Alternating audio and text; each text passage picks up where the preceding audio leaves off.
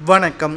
சற்று முன் கிடைக்கப்பெற்ற ஒரு மிக மிக முக்கியமான செய்தி ஒன்று வெளியாகியுள்ளது. முதல்வர் ஸ்டாலினின் சொத்துக்கள் அனைத்தும் முடக்கப்பட உள்ளதாகவும், சட்டத்திற்கு விரோதமாக சொத்துக்களை வைத்திருப்பதாகவும், போதை மருந்துகளை பயன்படுத்திய பிரபல போதை மருந்து கடத்தல் மன்னன் ஜாபர் சாதிக் அவர்கள் கொடுத்த வாக்குமூலத்தின் அடிப்படையில் கடந்த 2021 சட்டமன்ற தேர்தலுக்கு பிறகு திமுக ஆட்சிக்கு வந்த பிறகு வெளிநாடுகளில் போதை மருந்துகளை விற்க தொடங்கினோம். இதை வைத்துக்கொண்டு பல்வேறு நாடுகளுக்கு நாங்கள் போதை மருந்துகளை ஏற்றுமதி செய்தோம். இதன் மூலமாக பல கோடி வருமானம் கிடைத்தது.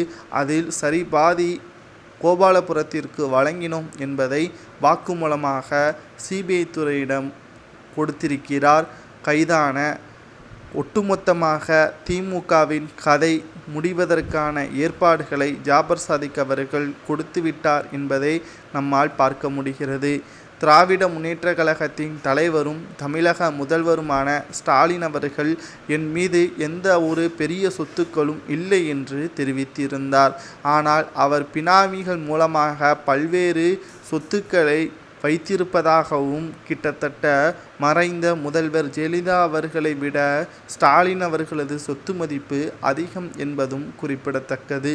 மேலும் சன் தொலைக்காட்சி நிறுவனத்தை நடத்தி வரக்கூடிய தயாநிதி மாறனாக இருக்கட்டும், தற்பொழுது ரெட் ஜெயின்ஸ் நிறுவனத்தை நடத்தி வரக்கூடிய உதயநிதி ஸ்டாலினாக இருக்கட்டும், அனைத்து படங்களையும் தயாரித்து வெளியிடக்கூடிய வகையில் பல்வேறு திரைப்படங்கள் திரையரங்குகளில் ஓடி வெற்றி அடைந்திருக்காது. ஆனால் கருப்பு பணத்தை படங்கள் ஓடியதாக கணக்கு காட்டி வெள்ளை பணமாக மாற்றி வருவதாகவும், பல கோடிகளை இப்படித்தான் வெள்ளை பணமாக மாற்றி வைத்திருப்பதாகவும் தற்பொழுது கணக்கு காட்டப்பட்டிருப்பதாக போதை மருந்து கடத்தல் மன்னன் ஜாபர் சாதிக் அவர்கள் வாக்குமூலத்தை தெரியப்படுத்தியிருக்கிறார்.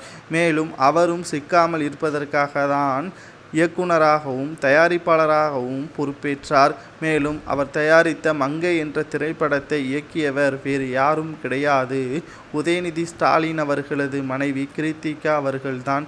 இதில் அவர் பல கோடிகளை முதலீடு செய்ததாகவும், அதை கருப்பு பணத்தை வெள்ளை பணமாக மாற்றியதாகவும், கடன் பெற்று இந்த படத்தை தயாரித்ததாக கணக்கு காட்டி கடைசியில் அனைத்தையும் வெள்ளைப்பணமாக மாற்றிவிட்டதாக தகவல்களை தற்பொழுது சிபிஐ துறைக்கு தெரிவித்திருக்கிறார்.